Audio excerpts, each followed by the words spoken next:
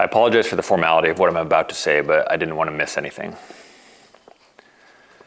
By now, it seems like everybody's seen the video I posted after having a few drinks. Not that I would use that as an excuse for what I did, but I wanted to believe this video would go away on its own, and at this point, it is clear it will not. The visceral reaction to what I said and did in that video has been one of the hardest things I've ever had to go through, but that doesn't compare to what my previously loyal audience had to endure watching it. I don't blame those who commented. Instead, I thank you. What I did was deplorable, and for that, I am sorry. I don't expect to regain your trust with a simple apology, though. But through the help of my family, friends, and my wife, whose trust and respect I am diligently working at regaining, I promise to do and be better going forward. I'm embarrassed to say that initially I just wanted to take the video down, but as we all know, the internet is forever, and those who don't learn from history are doomed to repeat it. As hard as it is for me to relive what I did, I don't believe an apology is truly an apology without acknowledging one's actions. So let's go through exactly what I did and said. Fair warning, if you have impressionable children, I recommend turning the video off now. Assuming YouTube hasn't taken the video down, you can find a link to the original posting below, unedited. In the video, I discussed how I have changed how I mount my tabletops on my end tables.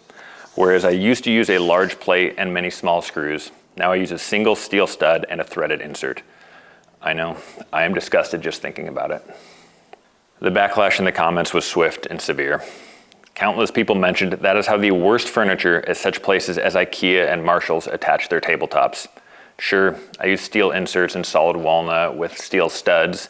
They use thin zinc inserts and particle board, but they look similar, and that's what matters. Others were quick to point out that these types of tops loosen over time, and sure, I could have used Loctite to prevent that, but I didn't show it in the video, and for that, I am sorry. Substance abuse is an epidemic in our society, and I was informed that this table would snap as soon as someone's drunk uncle leaned on it at Christmas. I suppose I take for granted that my alcoholic uncle drinks alone at Christmas. It's kind of an Anderson tradition, but it was insensitive of me to assume everyone is as thoughtful as my uncle.